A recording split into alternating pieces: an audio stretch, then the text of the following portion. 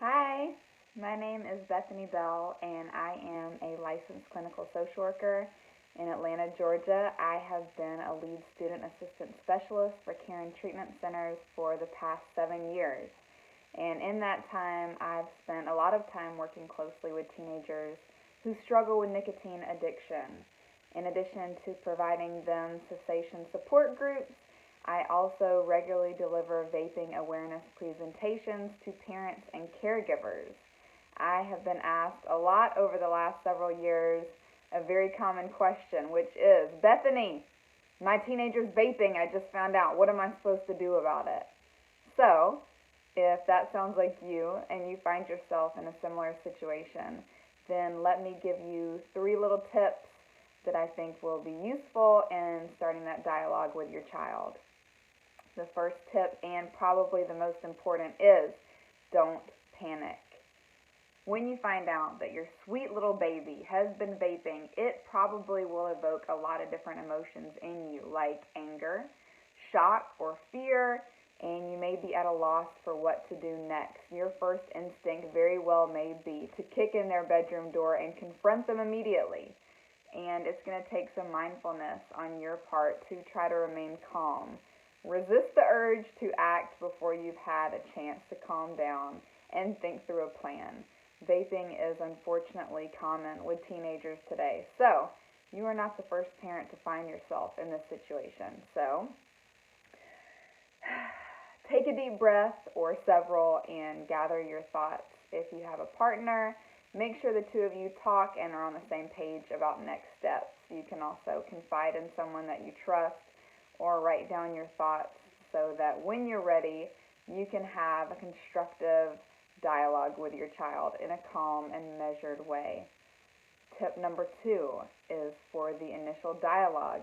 Try to figure out a time of day that is reasonably less hectic than others and minimize distractions like other children, television, your child's precious cell phone, and be intentional with setting the stage for that conversation. Ask open-ended questions to get an idea not only about details of their use, but also their thoughts and feelings around it. Some examples of a type of question that would be open-ended would be, tell me about your vaping, instead of a closed-ended question like, are you vaping? Open-ended questions allow your child to have a more thorough response rather than a simple yes or no. A few questions that will help you learn a little bit more about the situation might include, why are you vaping? How often are you vaping? When did you start? Where are you getting it from? Have you ever tried to quit? And if so, what happened? That's probably one of the most important questions. Do they experience any cravings or withdrawal symptoms like irritability, headaches, trouble concentrating? Once you get a better understanding of their level of use, you can decide the best way to provide support. Maybe they need more education about the dangers of vaping and how to handle steering clear of social situations where they might find it tempting. Maybe they need support to quit because they already have some level of dependence.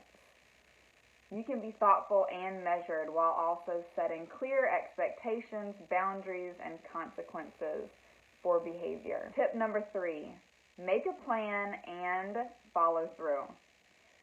It's important to communicate to your child clearly at this point that vaping is something that is not okay in your family. Unhealthy behaviors like this go against your family values and simply are not an option. If you decide to issue consequences like grounding, taking away that precious phone that we talked about, extra chores, cutting off their allowance, ensure that it's something that you're willing to enforce and follow through with. Punishment alone is not the best course. Now that you hopefully know a little bit more about their use, and hopefully they gave you at least most of the story, you can insist upon an educational intervention. Here are a few resources for education for your teens so that they can learn more about the physical dangers and learn healthy tools for managing stress and fitting in with their peers. If you feel like your child has a nicotine dependency and needs support quitting, Caron has several tools to help both you and your child through the process.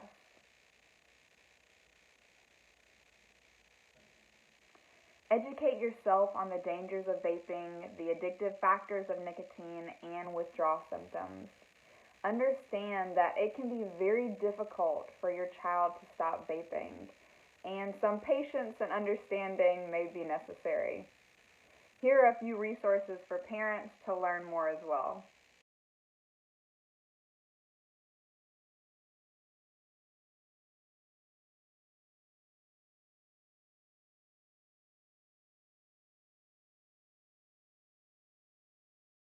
Good luck. No one ever said that parenting would be easy. In fact, I think they told us on multiple occasions that it was going to be difficult. But being a teenager in today's world is not easy either. The more you make it a habit to talk openly and honest to your child, from superficial conversations to slightly awkward, the more comfortable they'll feel coming to you when life gets tough, and trust that you will respond in a way that makes them feel listened to and safe. Thanks for watching.